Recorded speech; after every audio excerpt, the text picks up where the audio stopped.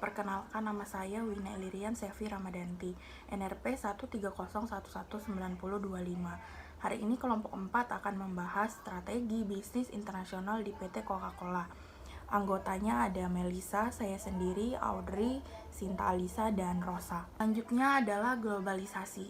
Nah, apa itu globalisasi? Globalisasi adalah salah satu faktor yang menyebabkan berkembang pesatnya kegiatan bisnis internasional. Dalam bisnis internasional pasti berhubungan dengan perdagangan internasional. Perdagangan menjadi faktor terpenting dalam kegiatan bisnis internasional. Kegiatan perdagangan dan penanaman modal yang dilakukan oleh perusahaan-perusahaan lintas batas dari suatu negara ke negara yang lain. Pertumbuhan kegiatan bisnis internasional semakin cepat seiring dengan peningkatan ukuran pasar yang disebabkan oleh globalisasi. Selanjutnya adalah bisnis internasional. Bisnis internasional adalah sebuah kegiatan yang menyangkut segala macam transaksi bisnis di antara dua negara atau lebih, dengan mencakup baik kegiatan antar pemerintah maupun perusahaan swasta. Selanjutnya ada kebijakan perdagangan internasional. Yang pertama merupakan tarif. Tarif merupakan pembebanan pajak atau cukai yang dikenakan atas barang yang diperdagangkan secara internasional.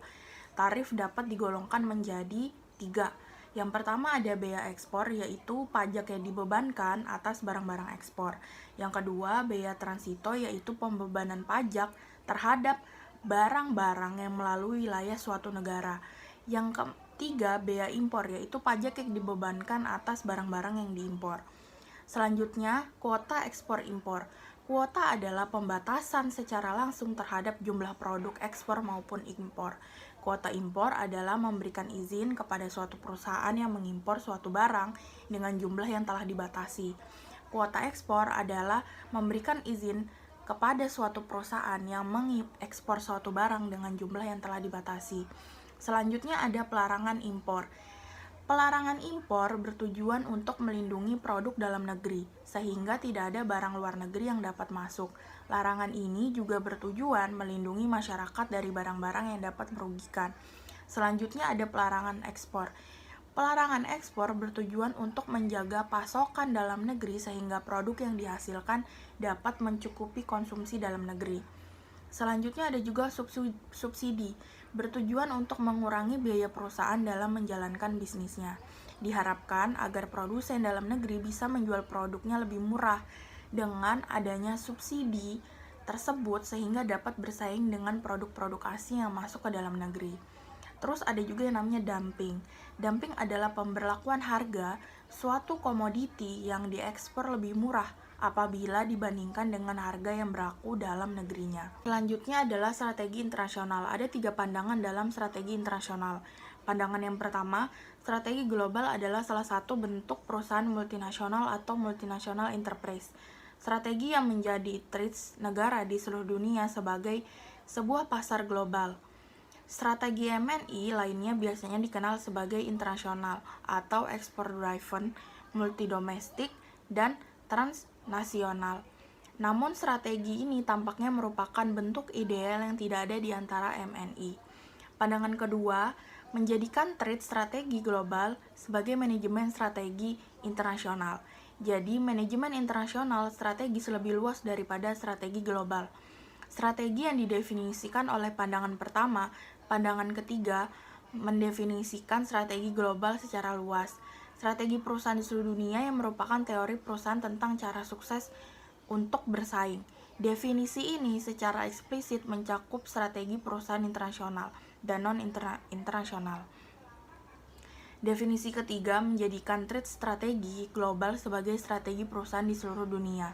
Dengan kata lain, pengertian strategi global tidak didefinisikan secara sempit atau tidak relevan, atau menyamakan strategi global dengan manajemen strategis internasional.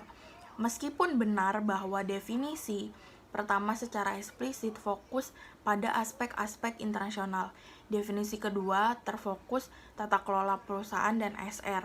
Secara keseluruhan, global strategi sebagai lapangan di persimpangan antara manajemen strategis dan bisnis internasional. Nama saya Sinta Alisa Fortunanda dengan NRP 130119023. Di sini saya akan menjelaskan tentang langkah-langkah bisnis internasional. Membentuk tim internasional, keterlibatan setiap manajer sangat penting bagi keberhasilan strategi internasional atau global. Pemilihan anggota tim merupakan kunci dalam pengambilan keputusan. Anggota tim global yang dipilih berasal dari pimpinan bisnis, perwakilan senior dari bisnis terkait, serta eksekutif perusahaan senior. Idealnya, satu tim berdiri dari 6-8 orang. Sebagai tambahan, tim membentukkan staf yang perlu dalam perencanaan. Suatu tim dipimpin oleh ketua. Menentukan bisnis. Pemimpin dari tim global harus memiliki gagasan bisnis yang akan dianalisis sebelum mereka dapat membentuk tim global. Namun, gagasan dari anggota pun diperlukan. Dalam bisnis sendiri terdapat 3 dimensi produk atau jasa, yaitu fungsi tenaga kerja dan layanan konsumen. Yang ketiga ada mengidentifikasi pasar. Setelah menentukan pasar, tim global menentukan pasar yang akan dimasuki mulai dari bentuk pasar, meramalkan permintaan pasar, dan menentukan market share. Lalu ada mengidentifikasi pesaing. Tim global harus menentukan pesaing mana yang dianggap paling penting untuk diidentifikasi. Selanjutnya ada memeriksa strategi inti. Dalam menganalisis strategi global, terkadang beberapa anggota dari tim global tidak mengetahui apa strategi inti dari bisnis mereka atau memiliki pandangan yang berbeda mengenai strategi inti dari bisnis mereka. Lanjut ada memeriksa pemilihan negara. Pemilihan negara merupakan hal terpenting dari internasionalisasi dan globalisasi. Manajer perlu mempertimbangkan segala sesuatu mengenai negara yang akan dipilih mulai dari kondisi politik, ekonomi, sosial, teknologi, dan hukum. Dan yang terakhir ada mendiagnosis potensi globalisasi industri. Untuk mendiagnosis potensial globalisasi industri, ada 2 tahap yang harus ditempuh. Pada tahap pertama, tim global dapat membuat penilaian awal dalam rapat. Di bagian ini saya akan menjelaskan tujuan dan bentuk dasar strategi internasional. Bentuk dasar strategi internasional terbagi 2, yaitu strategi tingkat bisnis atau strategi tingkat perusahaan.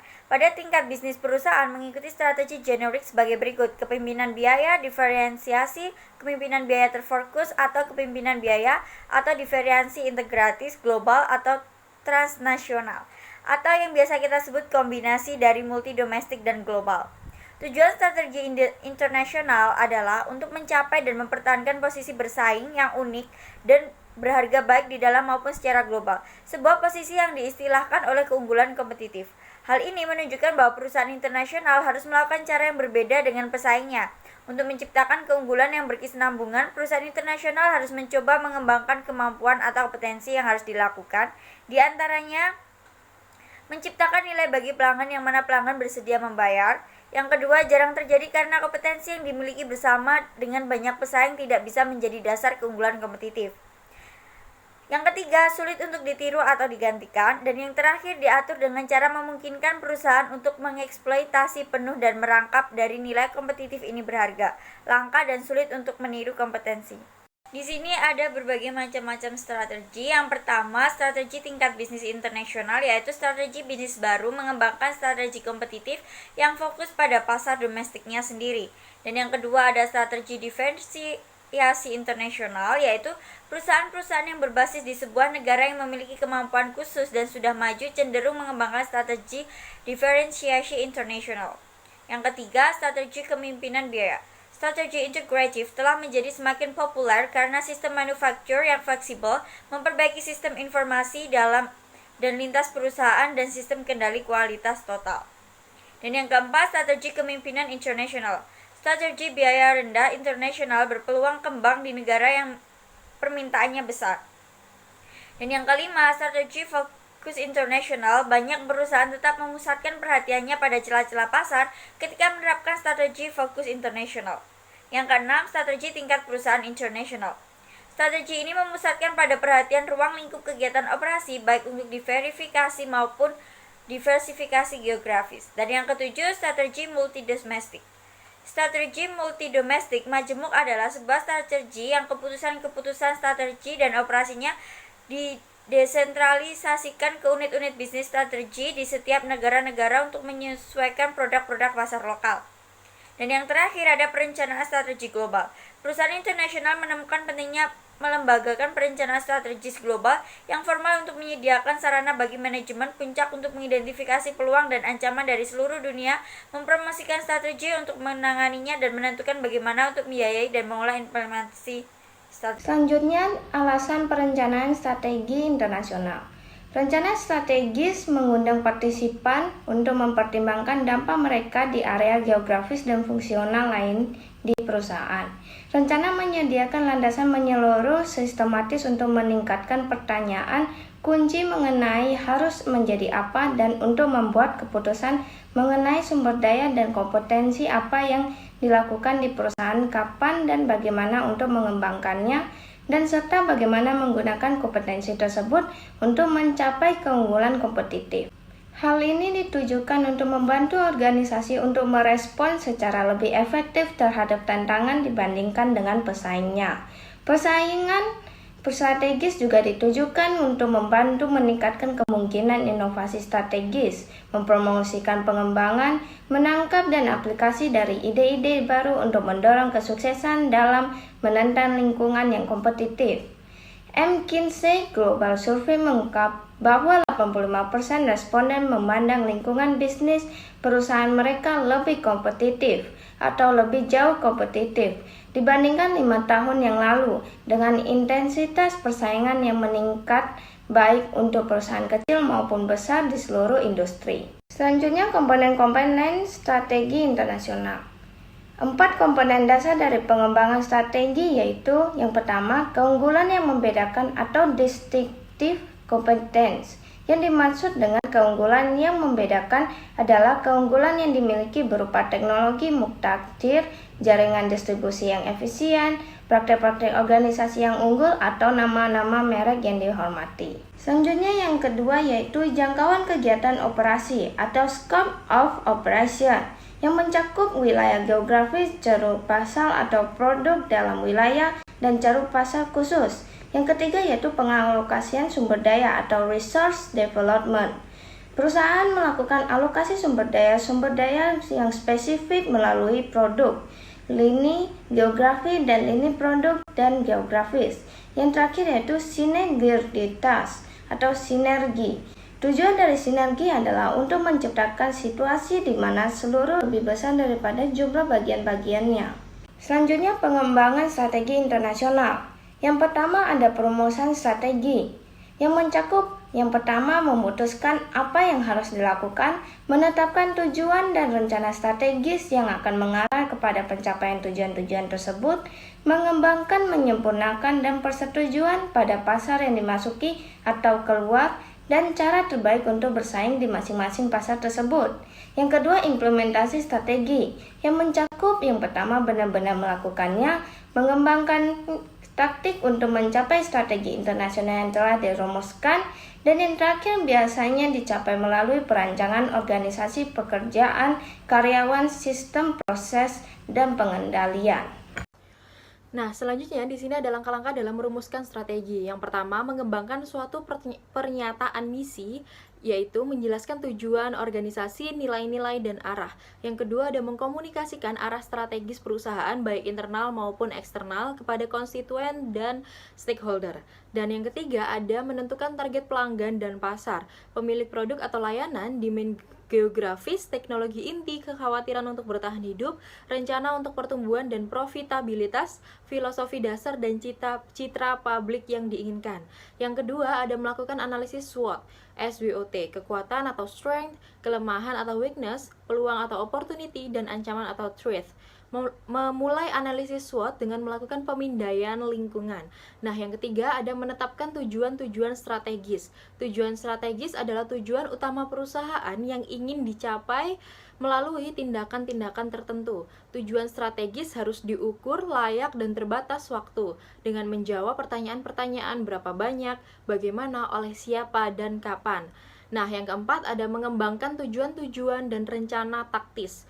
Fokus pada rincian pelaksanaan tujuan strategis perusahaan terkait dengan isu-isu manajemen menengah dan rincian pelaksanaan seperti rekrutmen pegawai, kompensasi, jalur karir, distribusi, dan logistik. Nah, yang terakhir ada mengembangkan suatu kerangka pengendalian. Kerangka pengendalian adalah serangkaian proses manajerial dan organisasi yang terus bergerak ke arah tujuan strategis perusahaan. Setiap rangkaian tanggapan berasal dari kerangka pengendalian yang dibangun untuk menjaga perusahaan di lapangan.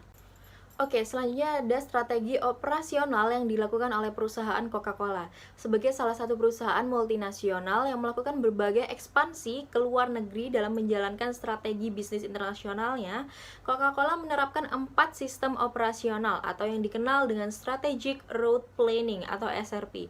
Strategic Route Planning ialah salah satu solusi guna merumuskan strategi routing dengan tepat. Seperti misalnya dalam menemukan bagaimana jalur ekspedisi yang digunakan dalam perusahaan agar sampai ke tempat tujuan dengan efektif dan efisien, hingga penentuan wilayah guna menyebar dan menargetkan jumlah salesman, distributor, dan konsumen sebagai target pasar. Nah, manfaat yang diperoleh Coca-Cola dalam menerapkan sistem SRP yaitu yang pertama ada meningkatkan pelayanan pelanggan, yang kedua ada meningkatkan revenue generation atau pendapatan perusahaan, yang ketiga ada meminimalisir biaya pengelolaan, dan yang terakhir ada meningkatkan utilisasi aset-aset produksi seperti truk, cold drink, chiller, dan lain-lain. Nah, selanjutnya ada strategi marketing internasional, think global dan act local. Coca-Cola International Marketing Strategy. Dalam melakukan ekspansinya untuk menembus pasar internasional, Coca-Cola juga dituntut untuk dapat bersaing pada pasar global yang heterogen, di mana sebagai salah satu merek global Coca-Cola harus mampu menyeimbangkan antara local customization dan global standardization. Program pemasaran Coca-Cola memiliki beragam program marketing guna meningkatkan penjualan secara unik dan kreatif. Layanan produk pendingin, peralatan pendingin atau cold drink equipment menjadi sangat penting dalam meningkatkan dan mendorong keuntungan, di mana perusahaan minuman ini juga telah melakukan riset penjualan dan pasar yang membuktikan bahwa terdapat 90% konsumen yang lebih tertarik membeli produk Coca-Cola dalam keadaan dingin. Nah, Coca-Cola selain berinovasi pada kemasan, produk, strategi pemasaran, perlengkapan, dan penjualan, perusahaan ini juga menciptakan beragam jenis krat baru yang lebih ringan, di mana krat ini terbuat dari bahan yang ramah lingkungan melalui kolaborasinya dengan Coca-Cola Bottling Indonesia, serta kolaborasi dengan Coca-Cola dalam mengembangkan berbagai varian minuman cepat saji dengan berbagai varian rasa baru. Nah, area marketing kontraktor guna mengembangkan jaringan distribusi tak langsung atau indirect distribution berbasis usaha kecil menengah di Indonesia dan keterbatasan kemampuan dalam mengembangkan pasarnya di daerah tertentu. Horeca, program ini merupakan program kerjasama antara berbagai pihak yang memiliki nama besar, seperti hotel, serta kafe hingga restoran tertentu. Targeting, segmenting, dan juga positioning. Targeting, Coca-Cola menargetkan produknya untuk dapat dijangkau dan dikonsumsi oleh segala usia konsumennya, di mana akan diklasifikasikan lebih lanjut ke dalam 2 segmen utama. Yang pertama ialah usia 15 hingga 25 tahun dan yang kedua ialah usia 26 tahun hingga 26 tahun ke atas. Kemudian dalam hal segmenting, segmentasi Coca-Cola dibagi ke dalam beberapa bagian. Yang pertama ialah segmentasi geografi, segmentasi tipe produk, segmentasi demografi, dan juga segmentasi psikografi. Yang terakhir ialah positioning. Dalam hal ini, Coca-Cola menampilkan dan memposisikan minumannya sebagai salah satu produk minuman ringan bersoda yang dapat menghilangkan haus, di mana dapat dikonsumsi kapan saja oleh siapapun dan juga di mana saja. Analisis strategi bisnis internasional Coca-Cola. Yang pertama ialah dengan menentukan sasaran jangka panjang. Dilakukan dengan memaksimalkan nilai pemilik saham sepanjang waktu, di mana dalam hal ini diperlukan peluang dalam memaksimalkan arus kas jangka panjang perusahaan melalui peningkatan penjualan, pengoptimalan margin laba, hingga mengembangkan sistem bisnis untuk pasar global melalui investasi pada wilayah-wilayah waralaba yang berpeluang untuk menguntungkan. Selanjutnya ialah pilihan strategi Coca-Cola. Coca-Cola memilih untuk menerapkan strategi diversifikasi guna menyebarkan risiko serta peluang bisnis. Coca-Cola menggunakan jenis kerjasama berupa akuisisi. Strategi ini didasari betul oleh Coca-Cola bahwa akan memerlukan sumber daya yang lebih banyak, sehingga Coca-Cola secara bertahap melakukan mendivestasi pada bisnisnya di luar bisnis minuman ringan bersoda. Untuk melirik pangsa pasarnya di mancanegara, maka Coca-Cola juga membuka bisnis waralaba pembotol yang ada dengan menggunakan strategi integrasi vertikal, di mana pada penerapannya Coca-Cola juga mendirikan usaha lain seperti membuka saham Coca-Cola Enterprise atau usaha waralaba pembotolan guna menghasilkan sumber daya yang lebih banyak. Setelah itu, implementasi analisis strategi bisnis Coca-Cola. Yang pertama ialah ada pada pemasaran global, kemudian strategi operasional, di mana Coca-Cola mengimplikasikan pilihan strateginya ini guna meringankan dan meningkatkan nilai kepemilikan operasional pembotolan di berbagai negara sebagai salah satu cara untuk meningkatkan kinerja operasional perusahaan lebih efisien, serta guna meningkatkan ketersediaan produk hasil produksi dan mengoptimalkan pemasaran. Kemudian terdapat pasar internasional, di mana Coca-Cola juga turut menyesuaikan dengan kondisi regional yang berbeda-beda di setiap lingkungan pasar internasional. Untuk itu, Coca-Cola terbukti terus-menerus meningkatkan strategi pemasarannya yang terus dikembangkan dan diadaptasi dari keadaan suatu negara regionalnya. Hal ini membuktikan Coca-Cola sampai saat ini menjadi salah satu perusahaan global dengan kategori market leader. Masalah-masalah yang dihadapi Coca-Cola sebagai salah satu perusahaan global yang telah mendunia. Yang pertama dibagi menjadi lingkungan eksternal. Sebagian besar pengecer telah memiliki kontrak eksklusif dengan pesaingnya yaitu Pepsi Company. Beberapa perusahaan beverage seperti Pepsi Company telah memiliki kontrak eksklusif dengan restoran-restoran waralaba yang telah mendunia seperti KFC dan juga McDonald's dan lainnya. Hal ini menyebabkan Coca-Cola menjadi susah untuk memasuki pasar area tersebut. Kedua, soft drinks yang diproduksi oleh Coca-Cola merupakan minuman yang tidak baik untuk kesehatan apabila dikonsumsi dalam jangka panjang, di mana ini tidak memiliki nilai gizi dalam hal vitamin dan juga mineral. Mereka memiliki kandungan gula yang lebih tinggi, lebih asam, dan mengandung banyak zat adiktif seperti pengawet hingga pewarna. Sedangkan banyak orang yang suka mengkonsumsi soft drink setelah makan, terutama dalam jangka waktu yang panjang. Ketiga, mendapat persaingan yang kuat dari Pepsi Company dan juga Cadbury. Perusahaan Coca-Cola memiliki dua pesaing utama yaitu Pepsi Company dan Cadbury, di mana Pepsi Company memiliki jumlah karyawan 2 kali lipat lebih banyak dibandingkan dengan Coca-Cola, sedangkan Cadbury memiliki diversifikasi produk yang tidak dimiliki oleh dua pesaingnya, yaitu memproduksi minuman, coklat, hingga permen karet. Dalam hal masalah dari lingkungan internal, yang pertama ialah adanya peningkatan biaya per unit yang diakibatkan karena adanya keterbatasan bahan baku. Air merupakan bahan baku utama di dalam industri minuman ringan. Keterbatasan air di beberapa bagian dunia ini menyebabkan sistem pemurnian air harus dilakukan, sehingga menjadi penyebab adanya peningkatan biaya produksi. Yang kedua, bahan pendukung utama Coca-Cola mudah diganti dengan bahan lainnya yang mudah didapat, di mana bahan utama Coca-Cola adalah sirup jagung dengan kadar fruktosa yang tinggi sejenis gula, di mana di Amerika Serikat dapat dipasok oleh sebagian besar sumber domestik, sedangkan di luar Amerika Serikat dapat diganti dengan sukrosa.